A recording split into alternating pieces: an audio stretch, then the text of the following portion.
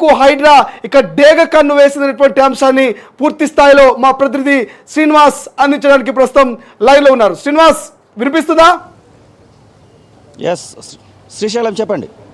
ఇక N convention విషయానికి వచ్చినట్టయితే ఇప్పటికే రాష్ట్ర వ్యాప్తంగా హైడ్రా ఒక సంచలనమైనటువంటి ఒక రకమైనటువంటి ట్రీట్ క్రియేట్ చేసినటువంటి పరిస్థితి. ఎక్కడ వెళ్ళినటువంటి హైడ్రా గురించే మాట్లాడుతున్నారు. బస్సుల్లో కావచ్చు, చాయ్ హోటల్లో కావచ్చు, టిఫిన్ సెంటర్లు కావచ్చు, ఎక్కడికి వెళ్ళినా హైడ్రా ఎందుకు ఈ స్పెషల్ కేర్ తీసుకుంది, హైడ్రా ఎందుకు ఇక డేగ కన్నుతో అందరినీ అబ్జర్వ్ చేస్తుంది, కబ్జాదారుల్ని వాళ్ళ గుండెల్లో ఇక రైలు పరిగెత్తిస్తున్నటువంటి పరిస్థితి, వాళ్ళ వెన్నులో కొంత వణుకును పిటిస్తున్నటువంటి పరిస్థితి. ఇక ఎన్ కన్వెన్షన్ విషయానికి వస్తే ఉదయం నుంచి కూడా మనం చూస్తా ఉన్నాం కూల్చివేతలు జరుగుతున్నటువంటి పరిస్థితి. ఆ తాజాగా ఎన్ కన్వెన్షన్ సంబంధించి మీ దగ్గర ఉన్నటువంటి సమాచారం ఏంటి?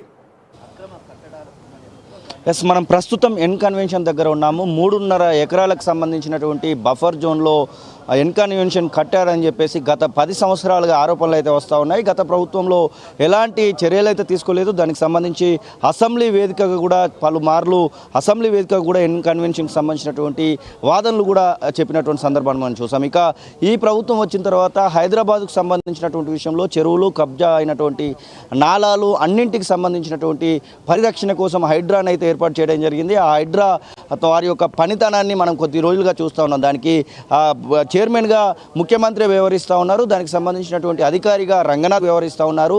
రంగనాథ్ పర్యవేక్షణలో ఈ యొక్క ఏదైతే కబ్జాలకు గురైనటువంటి నాలాలు, చెరువులు, బఫర్ జోన్లో కట్టినటువంటి భారీ కట్టడాలను సైతం కూల్చివేస్తున్నటువంటి సందర్భాన్ని మనం చూస్తూ ఉన్నాం.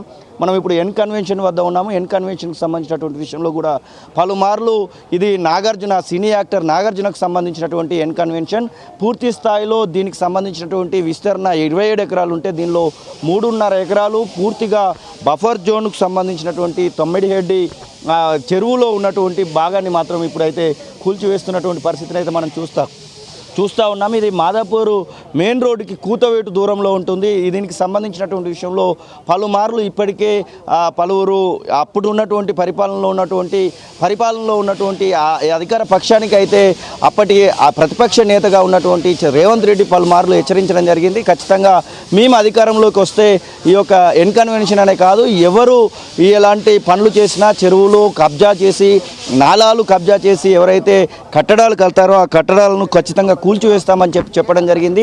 అందులో భాగంగానే ఈ యొక్క హైడ్రాన్ అయితే ఏర్పాటు చేసినటువంటి పరిస్థితి. గతంలో దీనికి సంబంధించినటువంటి పూర్తి మెయింటెనెన్స్ అనేది జిహెచ్ఎంసీ పరిధిలో ఉంటే ఇప్పుడు కొత్తగా స్వయం ప్రతిపత్తి కలిగినటువంటి ఒక హైడ్రా అనేటువంటి ఒక వ్యవస్థను అయితే ఏర్పాటు చేయడం జరిగింది. ఆ హైడ్రా తన యొక్క పని అయితే చేస్తూ పోతున్నటువంటి పరిస్థితిని మనం చూస్తూ ఉన్నాం. పూర్తిగా ఈరోజు ఉదయం 6:30-7 గంటల ప్రాంతంలో మొదలైనటువంటి హైడ్రా ఈ యొక్క ఎన్ కన్వెన్షన్కి సంబంధించినటువంటి 3.5 ఎకరాలలో ఉన్నటువంటి కట్టడాలను అయితే పూర్తిగా కూల్చివేసేటువంటి ప్రయత్నం చేస్తూ ఉంది. మనం చూడొచ్చు పూర్తి స్థాయిలో మెయిన్ రోడ్ నుంచి ఎన్ కన్వెన్షన్కి వచ్చేటువంటి దారి మొత్తం కూడా ఆ పోలీసుల పర్యవేక్షణలో ఉంది. ఇటువైపుగా కేవలం మీడియా ప్రతినిధులను మాత్రమే అనుమతిస్తూ ఉన్నారు. ప్రస్తుతానికైతే ఇక్కడ ఉన్నటువంటి పరిస్థితిని మనం చూడొచ్చు. పూర్తిగా ఎన్ కన్వెన్షన్ లోపల మాత్రము హైడ్రా తన పని తాను చేసుకుంటూ పోతూ ఉంది. దానికి ఆ పర్యవేక్షణలో పూర్తి స్థాయి జిహెచ్ఎంసీతో పాటుగా తెలంగాణ పోలీస్ డిపార్ట్మెంట్ మొత్తం కూడా ఇక్కడ ఉండి పర్యవేక్షణలో ఉన్నటువంటి పరిస్థితిని కూడా మనం చూస్తూ ఉన్నాం. మొత్తానికి తెలంగాణ రాష్ట్ర వ్యాప్తంగా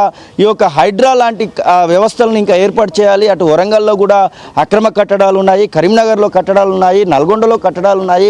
తెలంగాణ రాష్ట్ర వ్యాప్తంగా కూడా మున్సిపాలిటీలలో ఏదైతే అక్రమాలకు గురైనటువంటి చెరువులను కాపాడుకోవాలంటే ఇట్లాంటి వ్యవస్థలు రావాలనేటువంటి డిమాండ్ కూడా వస్తున్నటువంటి పరిస్థితిని మనం చూస్తూ ఉన్నాం.